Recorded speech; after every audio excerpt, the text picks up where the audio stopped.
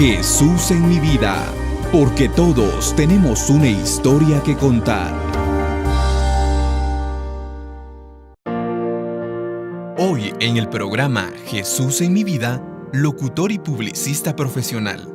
Desde niño jugaba a presentar canciones y narrar partidos de fútbol, sin pensar que su sueño se haría realidad. En el 2014 se estrenó como escritor con la serie de libros Diario de un Adorador. Ama compartir lo que la vida le ha enseñado. Creativo, hiperactivo, gusta del fútbol y de la lectura de un buen libro. Padre y esposo, que junto a su familia sirven en Ministerios El Reino en la ciudad de Guatemala. Cuando te encuentras con Jesucristo, sin duda, tienes una historia que contar. Nos acompaña Julio López. Bienvenido, gracias por venir a compartir. Sabemos que va a ser de bendición para todo el televidente que está en sintonía del Canal 27. Qué privilegio poder estar contigo en Jesús en mi vida y también con todo el auditorio de Canal 27. Espero que sea un tiempo de bendición. Quizás muchos jóvenes que ya han escuchado la radio dicen, Julio, ahora lo podemos ver, solo lo hemos escuchado. ¡Qué desilusión! Dije, ahora que me ven. Pero ha sido instrumento para muchas personas que te han escuchado, pero no conocen quién es Julio antes de Jesús. Todos tenemos un antes y un después de Jesús. ¿Cómo fue el entorno de la niñez de Julio? Quisiera decir que fue una niñez como la de todo o la mayoría acá en Guatemala. Vengo de una familia desintegrada. Resulta que mi papá era alcohólico. Cuando yo tenía 10 años, mis papás deciden separarse. Tenían muchos conflictos debido al alcohol. Y entonces, a partir de los 10 años, me tocó crecer sin papá, con una familia desintegrada. Y fue una situación un tanto complicada porque precisamente en esa etapa era donde yo me hacía la pregunta y no terminaba de comprender por qué Dios había hecho una jugada como la que estaba haciendo de quitar a mi papá de mi vida en la etapa que yo consideraba la etapa más importante. Entonces crecí, a partir de ahí empecé a tener algunos conflictos en el corazón en cuanto a lo que Dios estaba haciendo. Yo conocí del Señor desde niño, porque de niño me escapaba a la escuelita dominical. Y estudié en un colegio cristiano, pero no terminaba de comprender lo que Dios estaba haciendo. Aún no siendo de una familia cristiana, estudiaste en un colegio cristiano. Sí, era el colegio más importante de la colonia donde crecí. Y económicamente pues era accesible para la familia, entonces crecí estudiando en este colegio que me dejó una base muy, muy importante, que en el momento yo no lo entendía, pero que sí me dejó una base muy importante.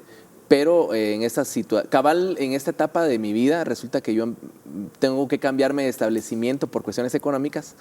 Y más cambios, claro, y me fui a un instituto público, una situación completamente diferente a lo que yo había tenido en cuanto a la base cristiana de toda mi primaria y parte de los básicos, y se sumaba al golpe que significó la separación de mis papás. ¿Con más hermanos? ¿Cuántos hermanos son ustedes? Nosotros en total tengo 5 hermanas. Tengo 5 hermanas. ¿El mayor? Soy el segundo. Pero prácticamente crecí como siendo el mayor. Mi hermana mayor, por la misma situación de casa, no vivió con nosotros durante muchos años. Y entonces crecí siendo como el hermano mayor. Crecí siendo el hermano mayor, y en muchas ocasiones creo que me tocó cumplir también como una figura paterna para mis hermanas, que en ese caso yo me quedaba como autoridad de la casa porque mamá tenía que salir a trabajar, y la autoridad de la casa era un niño de 11 años que se quedaba a cargo de 2 hermanas en ese entonces. ¿Qué te llevó a buscar al Señor o permitir que el Señor te encontrara? Porque es el que nos encuentra, ¿verdad? Estaba muy necesitado. La verdad es que tenía el corazón muy lastimado por lo que te mencionaba de la falta de mi papá. La situación no fue buena. Las circunstancias, lo que yo escuchaba en casa de mi mamá hablando de mi papá, la situación de la escasez económica, porque pasábamos situaciones económicas muy complicadas. Además, que hoy lo digo, yo no sé que nadie me cree, pero resulta que en mi infancia yo era un niño, por lo mismo de esto, yo era un niño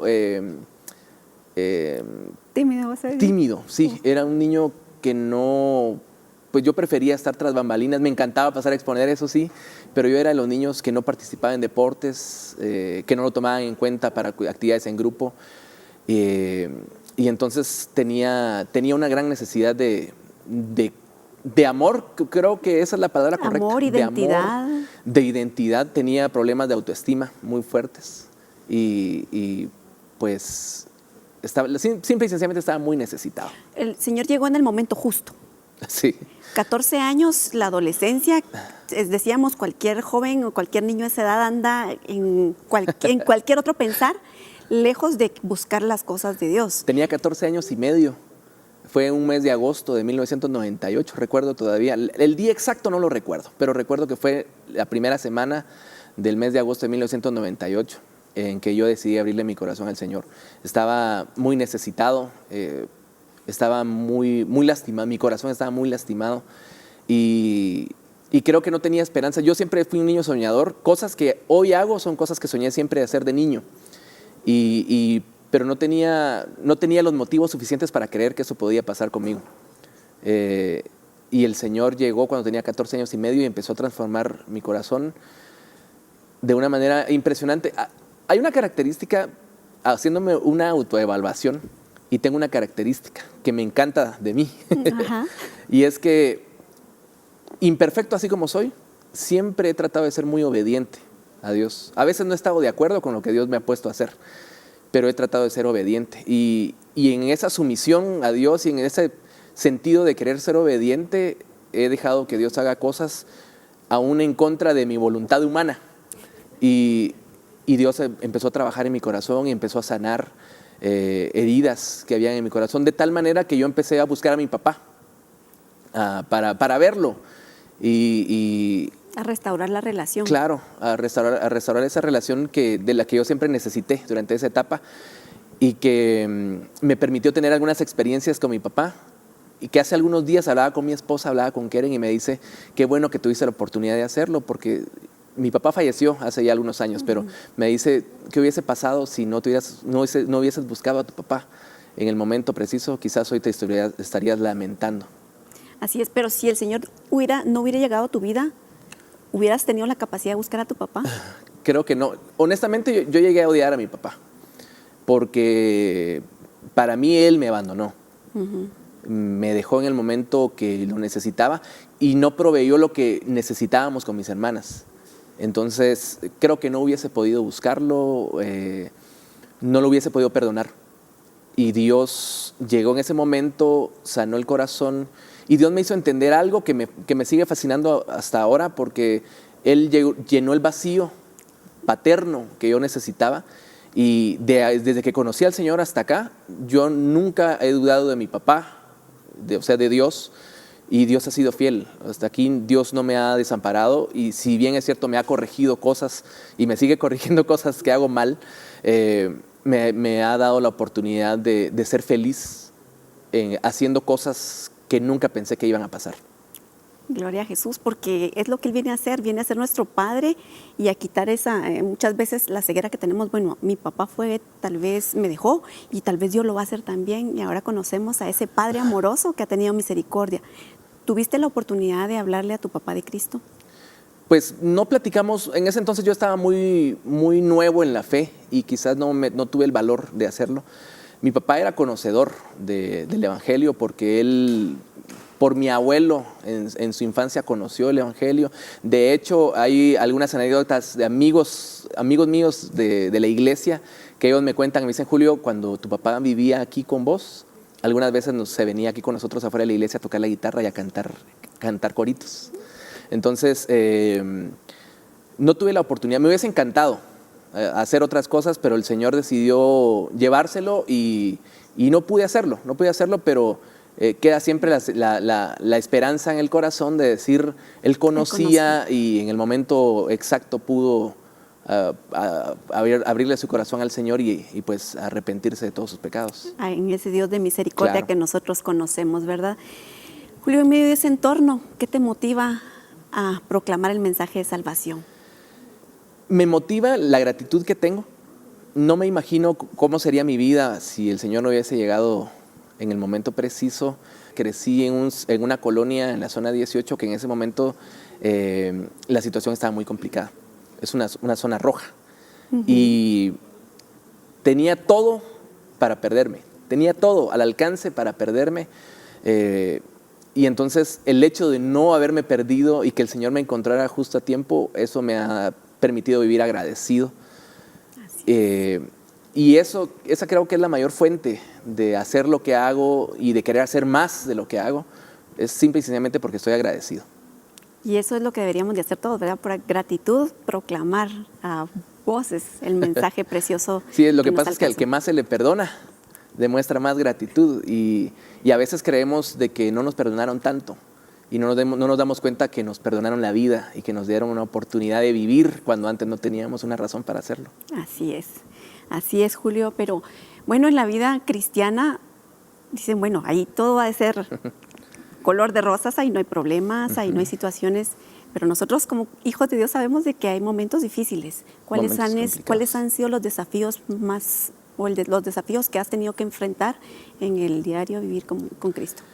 Creo que estar convencido de mi fe todos los días, ese ha sido el reto más grande, porque el mundo hoy te ve como anticuado. Bueno, no solo hoy, durante toda la existencia del cristianismo, desde Jesús, los que declaran cosas que vienen del cielo, somos anticuados, somos ridículos. Y fanáticos y tantas cosas que nos dicen. Creo que esa es la lucha de todos los días, no avergonzarnos de la fe, seguir adelante a pesar de que el mundo ofrece cosas interesantes, cosas que uno como muchacho quiere acceder, pero toca ser obediente y decir, Señor, tú sabes que yo quisiera irme por acá, pero ayúdame, no me soltes, ¿verdad? Y permitime honrarte con mi vida y déjame caminar más tiempo contigo sin fallarte. Creo que eso ha sido quizás el reto más complicado de mi vida cristiana y sigue siendo un reto complicado porque todos los días yo quiero honrar al Señor y todos los días tengo esa lucha con Julio y con lo que me rodea de ser mejor o ser más fuerte. Julio, como comunicador me imagino que algún momento has tenido que decidir entre lo que me están pidiendo porque es mi profesión y mi fe. Quizás de una manera tan drástica como me lo mencionas, no. Que me digan, tenés que decir eso, aunque vaya en contra de tu fe, no me ha tocado, gracias a Dios.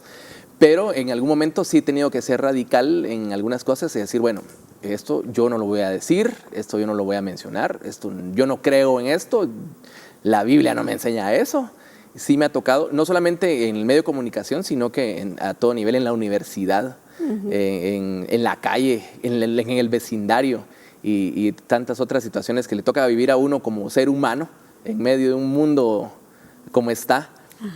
Creo que ha sido una lucha pues constante también, aunque no ha sido tan radical como tener una postura de decir me rebelo y no lo hago, pero sí creo que tenemos que tener esa postura también de decir esto honra, esto no honra, esto sí puedo hacer, esto no puedo hacer. Dedicaré mi vida para servirte, Señor, mi vida entera te la entrego, haz lo que desees, toma mi voz, que todos oigan Jesús en mi vida.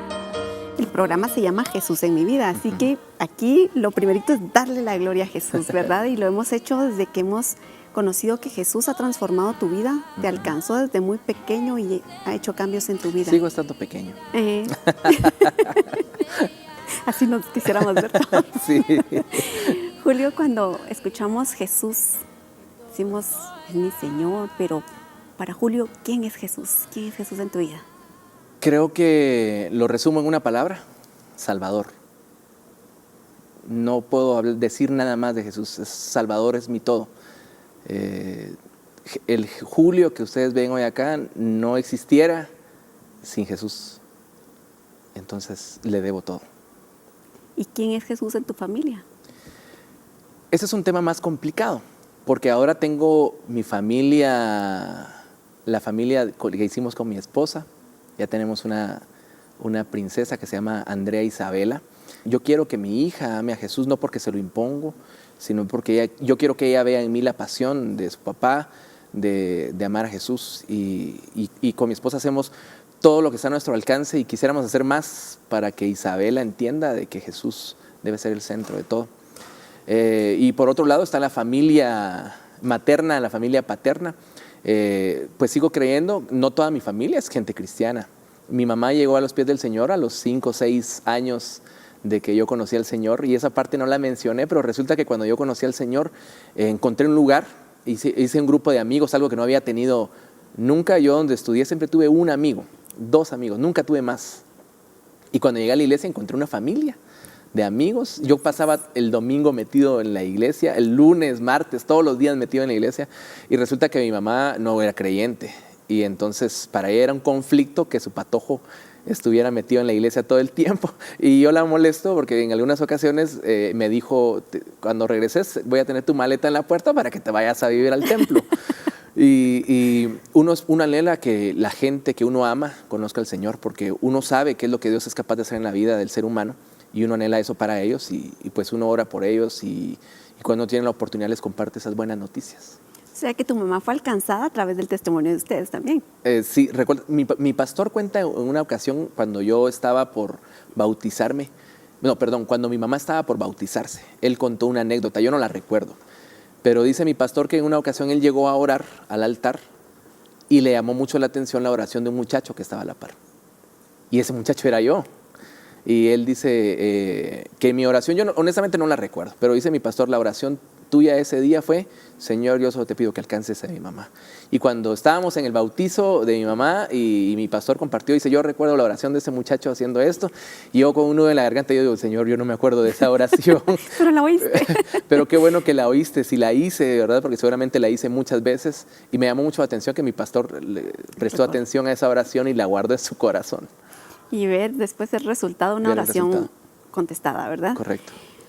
Hablamos de que Jesús es tu Salvador. Amén. Cuando tú piensas que Él murió por ti en una cruz, que llevó el castigo que tú merecías, ¿qué siente tu corazón, qué siente tu alma de pensar en ese sacrificio que te tocaba a ti? Sí, me hace sentir agradecido, pero me hace sentir en deuda, porque nada de lo que hago es suficiente, y quiero hacer más, y quiero hacer más, y quiero hacer más. Y a veces uno se da cuenta que el cuerpo no aguanta tanto, y a veces mi esposa me dice, no, el ritmo de vida que llevas no puede ser, bájale un poquito las revoluciones, no puedes hacer todo, trata de hacer paso a paso, poco a poco, porque uno quisiera alcanzar al mundo y hacer todo porque uno sabe la necesidad que hay en el mundo. Y entonces yo veo la cruz y pienso en Jesús y digo, nada de lo que hago es suficiente. Nada de lo que nosotros hagamos va a ser suficiente, ¿verdad? ¿Qué es lo que el Señor te ha dado para compartir con otros? Porque te ha dado el mensaje de esperanza, de salvación, pero lo has hecho por diferentes medios. ¿Cuáles medios ha usado el Señor para...? Tengo la dicha de hacer muchas cosas que me gustan. Me disfrazo de argentino, he visto de Facundo, y a través de Facundo llevo humor con reflexión y con un mensaje. Y me encanta hacer reír a las personas, es algo que es bien difícil. Y me encanta hacerlos reír y al final llevarles una reflexión y decirles, Jesús te ama y tienes que cambiar tu vida. A través de la radio tengo la oportunidad, como comentábamos fuera del aire, un púlpito que me permite llegar a muchas personas, y entonces me da la responsabilidad de decir cosas que formen, que eduquen, que sanen. Y entonces esa es quizás la responsabilidad más grande que tengo, de poder llevar esas buenas noticias. Pero hay muchos jóvenes que en este momento dicen, pero ¿y cómo adorar a alguien que no conozco? ¿Qué les dirías a esos jóvenes que aún están lejos, que no conocen al Señor, pero que dicen, ¿y cómo adorar a alguien que no conozco? Yo les diría que yo empecé igual, siguiendo a un Dios que no conocía o que quizás no entendía, pero cuando le abrí mi corazón me sanó, me perdonó, me limpió, y cuando fueron pasando los días yo lo fui conociendo, y cuando fui estudiando su palabra lo conocí más, y cuando pasamos tiempo sigo conociéndolo, porque no puedo decir que conozco a Dios a la plenitud. Dale la oportunidad a Dios. Nada de lo que el mundo te ofrece es suficiente y no te va a llenar, pero Dios sí lo puede hacer. Sí, Dios sí, y seguro que sí lo puede hacer. Si no, como dice una canción por ahí, si no te devolvemos tu pecado. Sí, y de verdad que ¿cómo podríamos decir esto no me funcionó si no hemos probado? Y el que ha encontrado a Cristo no puede ser el mismo, y la palabra dice que separados de Él nada podemos hacer. Tú no hubieras podido perdonar a tu padre. Yo quizás estuviera no sé dónde si el Señor no me hubiera alcanzado. La historia de los hermanos que nos están viendo, los amigos que nos están viendo, sería otra si Cristo no hubiera llegado a su vida. Pero Julio, yo te voy a dar unas palabras. Okay. Y tú de cada palabra me vas a hacer una frase. Como Perfecto. buen comunicador, yo sé que lo vas a hacer. Y ahí sí como sabes tú hacerlo. Cuando yo te digo pecador, Necesitado de Dios. necesito.